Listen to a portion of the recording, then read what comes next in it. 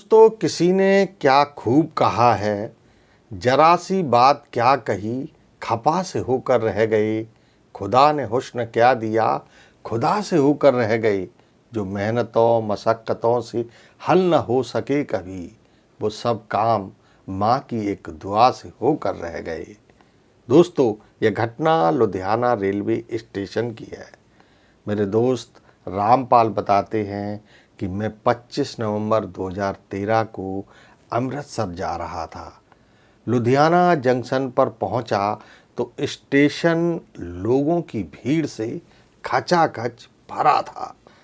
रामपाल ने ट्रेन की जानकारी की तो पता चला कि ट्रेन एक ठीक समय यानी 9:30 बजे पर पहुंच रही है। अब रामपाल इधर उधर घूमकर समय काट रहे थे। तभी अनाउंसमेंट हुआ, 9:30 बजे आने वाली ट्रेन अब 11 बजे आएगी। अब रामपाल को लगभग 2 घंटे का समय काटना था। उसने देखा प्लेटफॉर्म पर पड़ी सभी कुर्सियां भरी हुई थीं, तो वह प्लेटफॉर्म के कोने के छोर की तरफ बढ़ गया। वहाँ एक पेड़ के नीचे बेंच खाली थी, तो वह वहीं बैठकर आराम करने लगा। ठंड का महीना था, उस रोज़ ठंड कुछ ज़्यादा ही पड़ रही थी। तभी रामपाल ने देखा पास में ही कुछ लोग आग जलाकर हाथ सेक रहे हैं। ट्रेन के आने में समय था, तो रामपाल टहलते हुए उन्हीं के पास जाकर बैठ गया। वहाँ देखा तो 2 लोग काले कम्बल ओढ़े आग के पास बैठे हाथ सेक रहे थे।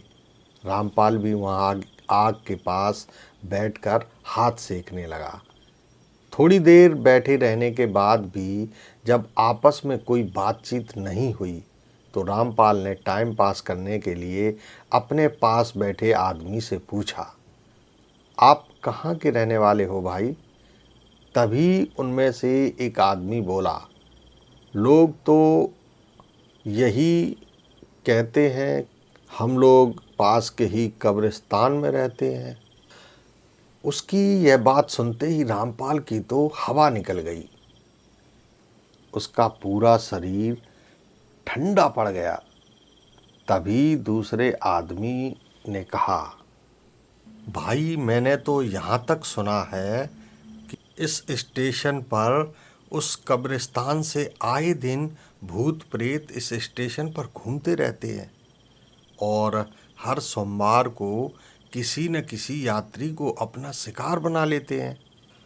उसकी बात सुनकर रामपाल डर से कांपने लगा। उसे भूत प्रेतों के नाम से ही डर लगता था। ऊपर से उस दिन भी सोमवार ही था। अब रामपाल जल्दी से उन अजीब सी बात करने वाले लोगों से दूर निकल जाना चाहता था, तो वहाँ से जल्दी से उठा और प्लेटफॉर्म की तरफ चल पड़ा।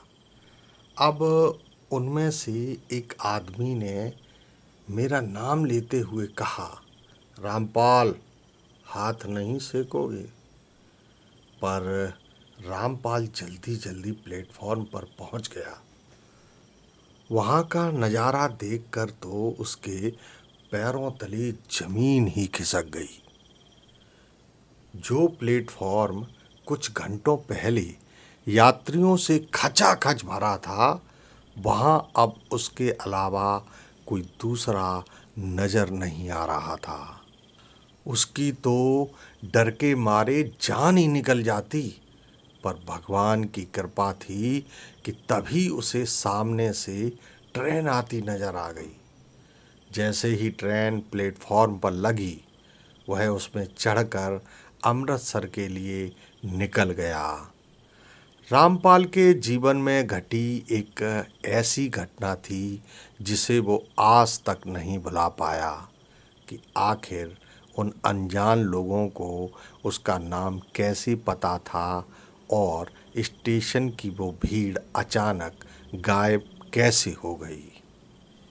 तो दोस्तों, आज की कहानी में बस इतना ही। कल फिर मिलेंगे एक नई सत्य घटना के साथ। तब तक के लिए नमस्कार।